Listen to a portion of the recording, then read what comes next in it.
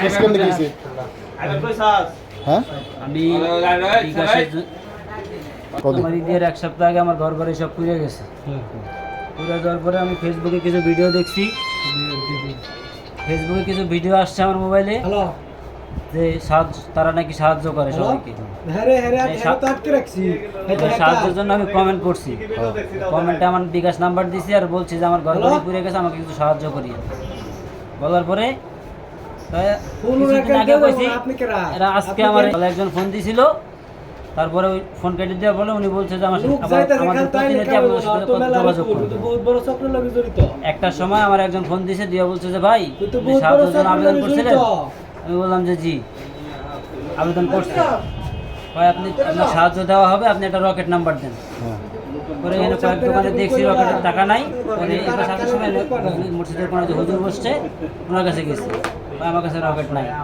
পরে এবার সময় এই দোকানটা চোখে পড়ছে, এখানে আসছে। এখানে আসার পরে ভাই বলছে যে ভাই রকেট হবে, ভাই বলছে যে হবে।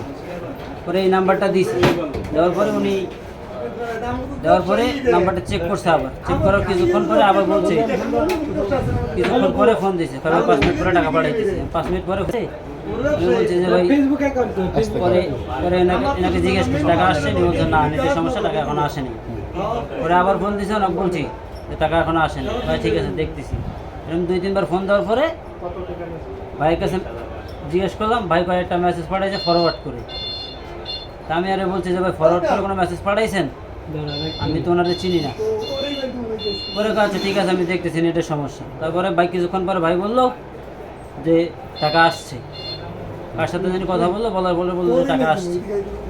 আসার পরে এখন ভাই বলতেছে যে এটা হ্যাক করছে। তোমাদের কয়জন আছে? আমি ভাই কিছু ফেসবুকে লিখে কমেন্ট কইরা মনে করো ওইখান থেকে এত টাকা দেয় তোমার, এত কি টাকা দেয়? হ্যাঁ এটা কাও এত কি টাকা দেয়?